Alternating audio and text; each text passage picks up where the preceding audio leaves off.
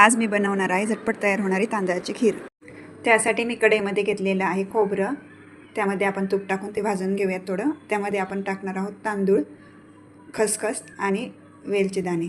तांदूळ मी 1 वाटी हे स्वच्छ धुवून 20 मिनिट भिजत घातले होते आणि नंतर त्यामधलं पाणी काढून घेतलेलं आहे। आता हे आपल्याला व्यवस्थित भाजून घ्यायचं आहे अगदी मोकळे होईपर्यंत तांदूळ, आणि हे थंड झाल्यावरती आपल्याला हे मिक्सरमध्ये बारीक करून घ्यायचं आहे। अशा प्रकारे आता यामध्ये पाणी टाकून आपल्याला हे बारीक करून घ्यायचं आहे। असं रवाळ बारीक करायचं आहे।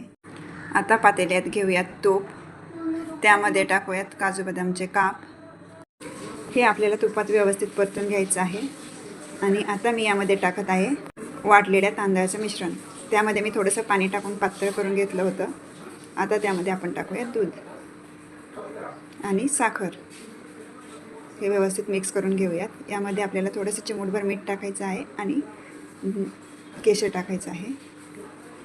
आता हे आपल्याला एकसारखं हलवत राहायचं आहे आणि ही खीर आपल्याला व्यवस्थित उकळून घ्यायची आहे। जशी जशी उकळी येते तशी तशी खीर आपली घट्ट होत जाते। तांदूळ व्यवस्थित शिजला जातो आणि खीर घट्ट होत जाते। ही खीर खाली लगेच चिकटली जाते पातेल्याला, त्यामुळे हे सारखं हलवत राहायचं आहे। आता आपली खीर तयार आहे। तुम्हाला जर आजची माझी ही रेसिपी आवडली असेल तर माझ्या रेसिपीला लाईक करा, शेअर करा आणि माझ्या चॅनलला सबस्क्राईब करा।